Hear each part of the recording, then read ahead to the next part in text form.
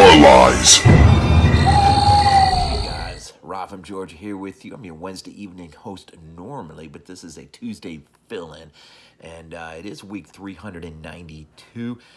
Going back in time with a short review from Jack Arnold, his own follow-up to his own original film, Creature from the Black Lagoon.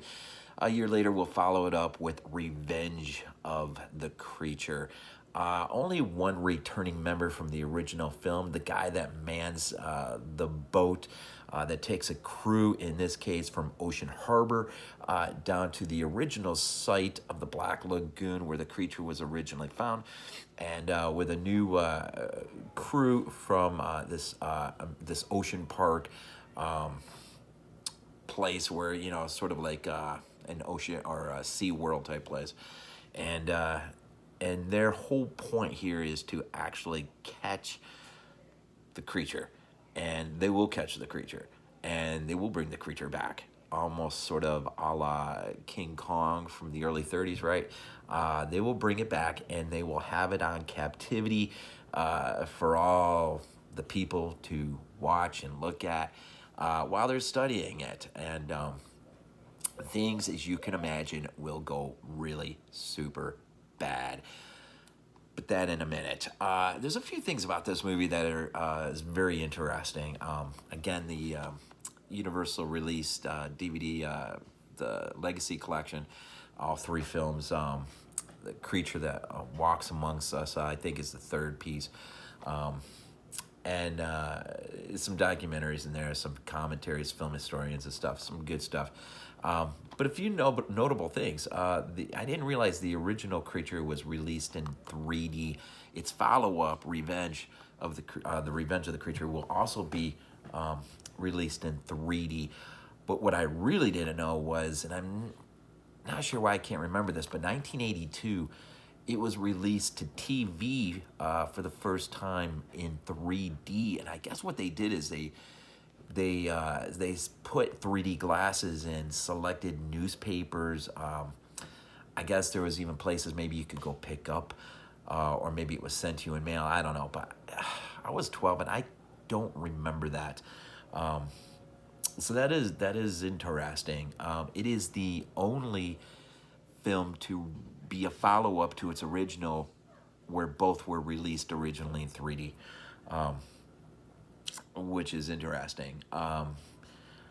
In terms of the casting, really interesting here is this is the acting debut of one Clint Eastwood. So Jack Arnold would get him his start, and then a year or two later, he would bring Clint back. In this movie, he plays a lab technician, which is a really funny scene. Short, but funny. And then he'll bring him back for his 1955 film, I think, Tarantula. He'll play an Air Force pilot in that movie. So Clint Eastwood gets his start. I don't know if you knew that or not. As far as the cast, John Agar, who plays our Professor Cleet Ferguson. Of course, his love interest, Helen, who is also a scientist. Laurie Nelson. We got John Bromfield will play Joe Hayes. He's the guy who leads the expedition to catch the creature and bring him back.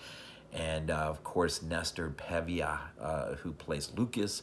And of course, he is the guy who mans the boat originally in the first film, and he will return in the follow-up film, which is pretty cool. And of course, I already mentioned the great Clint Eastwood will get his start.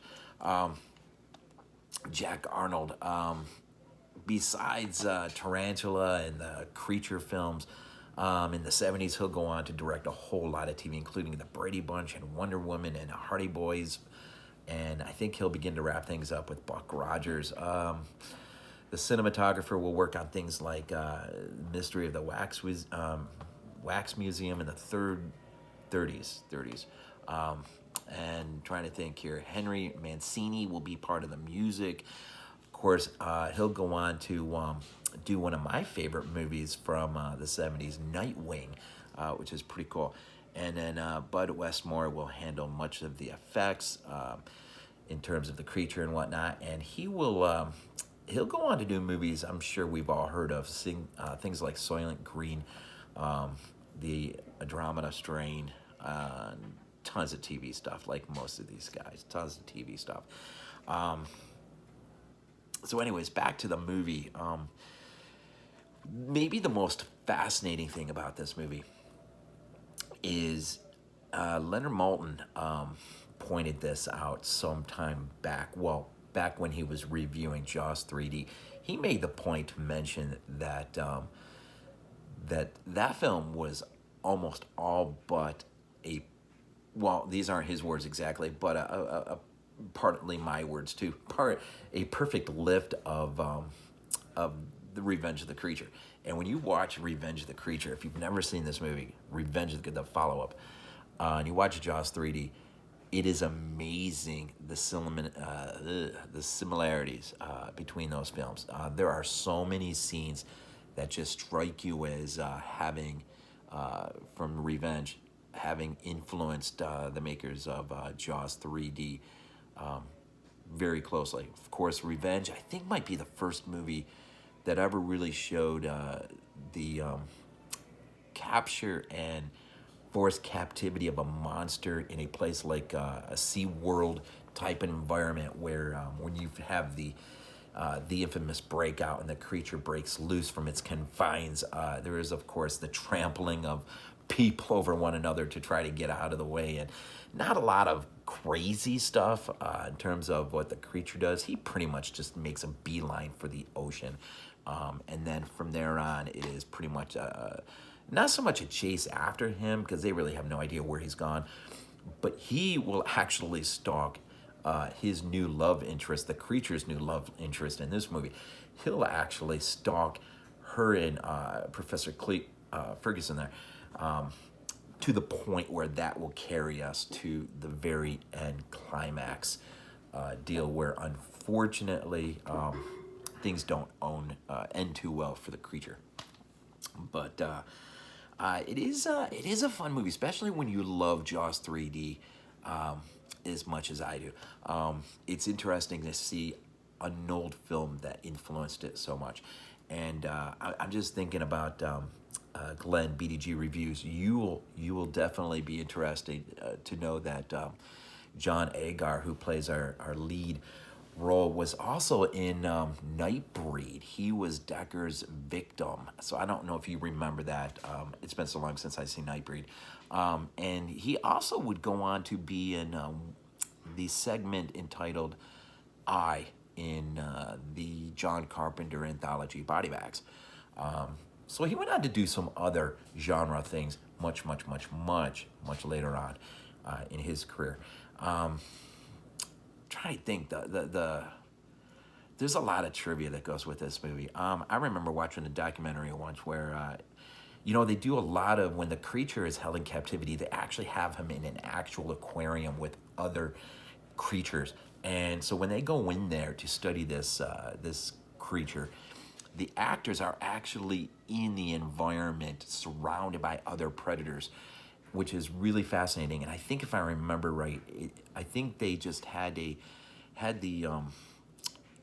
sharks and whatnot all on very, very specific feeding patterns. And so once the predators had been fed, then they would go in and film their scenes. And there really was no mishap. I mean, no accidents or anything. Amazingly, they would go in there and just film scenes away without being, bothered by the sharks or anything. But it amazes me that these real actresses would literally go into this environment, and it's controlled to a point. But these things are never controlled perfectly, and so that's pretty cool. As a kid, I absolutely loved these movies, and I still do.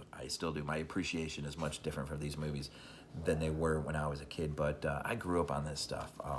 Creature and, The Mummy and Dracula and The Wolfman, all these old Universal classics.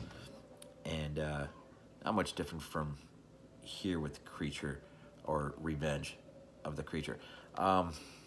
Some similar paces from the first film. Again, like I said, he's got his own love interest. He latches onto a specific girl again. And the big difference, though, is the capture and the captivity, at least momentarily. And again, in its very, very strong influences on Jaws 3D, which is really interesting. But the films are so close, so closely knitted with one another. It's really funny when you consider it. Other than that, I mean, I just had a riot just revisiting this thing, and some of the just some of the trivia with this movie. Tom Hennessy, the guy who played the creature on land, he does a scene where he actually has to grab the girl and leap off the dock, and apparently they had no idea that a whole bunch of jellyfish had just come into the area, and that created a whole bunch of problems. But thankfully, no one was hurt. And then I guess there was a sort of a nod to Clint Eastwood in Back to the Future 3 when Marty is coming out of a movie theater, and he makes reference to Clint Eastwood, how as he is presently dressed in a cowboy outfit, that Clint Eastwood would never dress like that. Of course, the poster in the background is Revenge of the Creature. Of course, Clint Eastwood's acting debut, which is pretty cool. But there's a lot of trivia with this movie, and I'm sure with all old movies like this.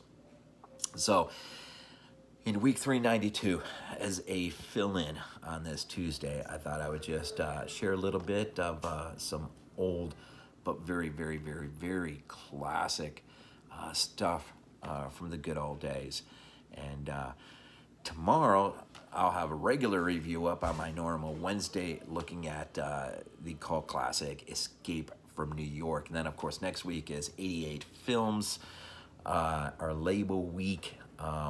Just a great lineup from what I see already. And then, of course, we'll keep moving on towards our theme week, which is going to be really special. It's Chris's theme week, our Thursday host. And so with that, I guess I'll leave it at that. I don't think I'm trying to think if I'm forgetting anything. I don't think I'm forgetting anything.